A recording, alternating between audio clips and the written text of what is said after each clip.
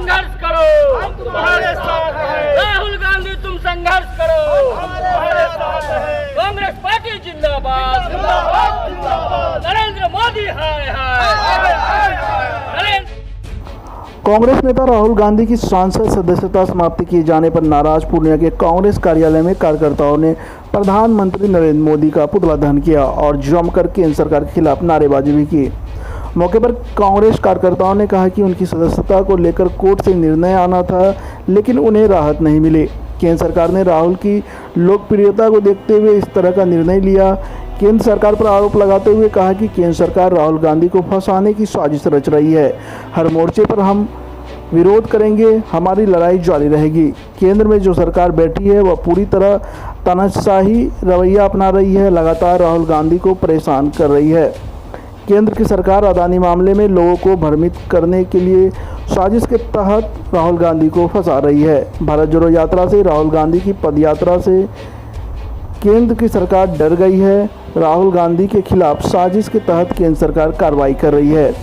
राहुल गांधी के खिलाफ कार्रवाई को साजिश बताते हुए उग्र आंदोलन की कार्यकर्ताओं ने चेतावनी भी दी। हाय हाय हाय हाय।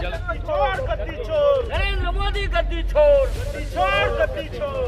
नरेंद्र मोदी हाय हाय, हाय हाय हाय हाय। राहुल गांधी तुम संघर्ष करो, हम तुम्हारे साथ हैं। राहुल गांधी तुम संघर्ष करो, हम तुम्हारे साथ हैं। कांग्रेस पार्टी जिंदाबाद, जिंदाबाद जिंदाबाद। नरेंद्र मोदी हाय हाय, हाय हाय हाय। नरेंद्र मोदी हाय हाय। आज संपूर्ण देश में पानी अब खत्म हुआ। राजनीतिक रूप से पतन हो चुका है भारतीय जनता पार्टी का।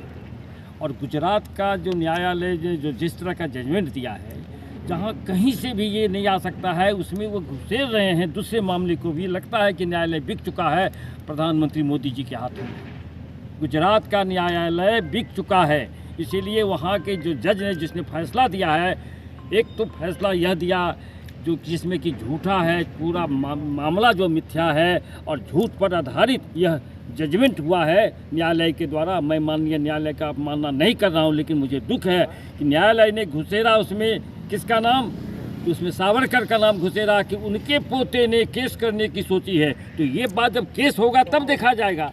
तो ये लगता है कि टोटल मामला नीचे की अदालत से हाईकोर्ट तक यह मामला मोदी जी के द्वारा रचा हुआ है और उन्होंने राहुल गांधी को ये सज़ा दिलवाने का प्रयास किया है अपने लोगों के द्वारा जो आज की जुडिशरी में बैठे हुए हैं ऊंचे ऊंचे पदों पर। इसके साथ ही संपूर्ण हिंदुस्तान में इस तरह का यह पहला मामला है जिस मामला में कि किसी का मोदी नाम पर किसी को सबसे बड़ी सज़ा मिली हो। और यह सज़ा है भी सही नहीं, क्योंकि मोदी नाम से उन्होंने नहीं कहा था।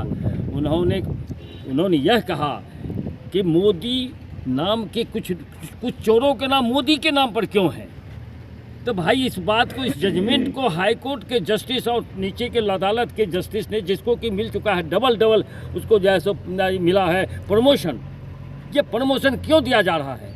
इस पर हिंदुस्तान के लोगों को जो मानवतावादी हैं हिंदुस्तान के अंदर में, उन तमाम लोगों का आज दुख हो रहा है इस बात को लेकर के कि ये न्यायालय में क्या हो रहा है, न्यायालय का हश्र क्या हो रहा है, न्यायालय में जजमेंट का क्या हश्र हो रहा है।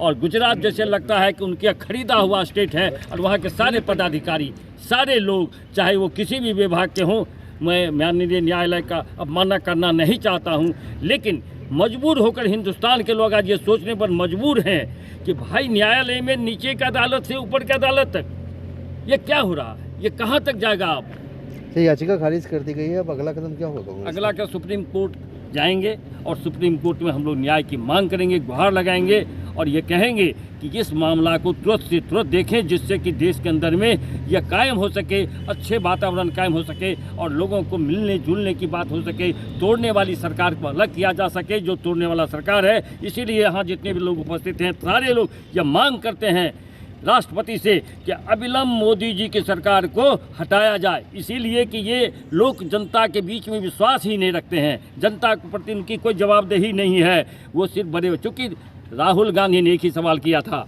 अडानी पर और उन्होंने पूछा था कि अडानी साहब का क्या संबंध है, इसे लोकसभा में नहीं बोलने दिया जाए, इसीलिए राहुल गांधी को ये सजा इन्होंने दिलवाया है और ये मैनेज है, बिल्कुल ये षड्यंत्र इसमें शामिल है। और 20,000 करोड़ आज भी लोग मांग कर रहा है कि 20,000 करोड़ जो उस समय में अडानी के खाते में जमा हुआ है, ये कहाँ से आया पैसा।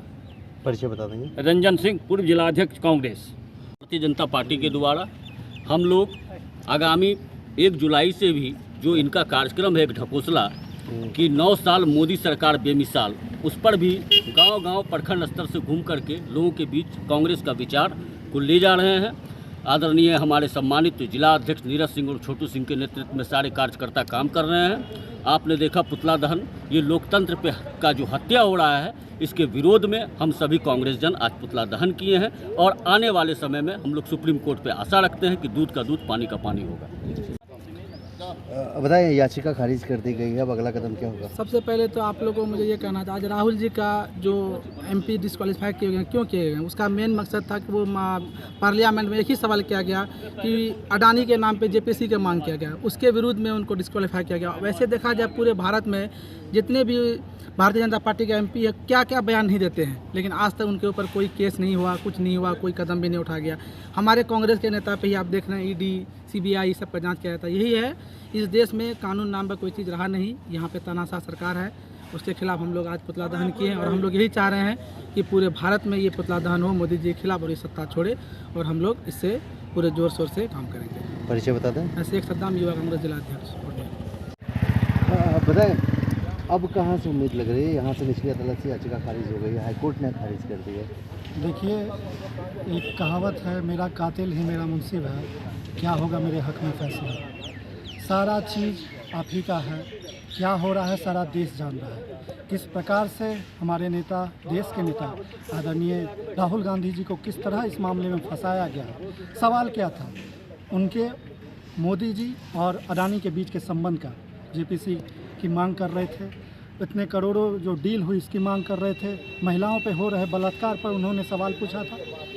रिजल्ट क्या मिला? उन्हें ज़बरदस्ती फालतू मामले में उन्हें फंसाया गया था। क्या उन्होंने सारे मोदी को गाली दिए थे? भाषण को अगर आप समझेंगे, उसको तोड़ मरोड़ के जिस तरह से पेश किया जा रहा है, जनता देख रही है। जनता आने वाले समय में इस सारा चीज़ का जवाब देगी। भारत जोड़ो यात्रा के बाद जिस प्रकार से आदरणीय श्री राहुल गांधी जी के प्रति लोगों का एक विश्वास बढ़ा था, पूरे देश में एक वेव आया था, और जिसका परिणाम आप चुनाव में भी देख रहे थे कि जिस प्रकार से लोगों को मिल रहा था, उसका सीधा साधा डर, जो डर भाजपा सरकार में पैदा हुई, उसी डर की वजह है कि ये केस, और बराबर आपको निचली अदालत से अभी जिस प्रकार से केस को रिजेक्ट किया जा रहा है, ये टोटली अन्याय हो रहा है। आदरणीय श्री राहुल, जो जनता देख रही है, हम आगे सुप्रीम कोर्ट जाएंगे। हमें कानून पे पूरा विश्वास है कि हमें न्याय ज़रूर मिलेगा, क्योंकि देश का एक लोकतंत्र है, एक कानून है, उसी के सहारे पूरा देश चलता है। उसमें जरूर न्याय मिलेगा, और जनता देख रही है। सबसे बड़ी जनता की अदालत है, जनता की अदालत में न्याय ज़रूर मिलेगी, इसका हम बेसब्री से इंतजार करेंगे। परिचय बता दें। जयवर्धन सिंह, प्रवक्ता, बिहार प्रदेश कांग्रेस। अब हर खबर पर होगी हमारी नजर, पल पल बदलती देश और दुनिया की हर खबर पाइए सीधा अपने मोबाइल पर। ऐसे ही खबरों के लिए करें से 24 लाइव को सब्सक्राइब, साथ ही साथ दिए गए बेल आइकन को भी दबाएं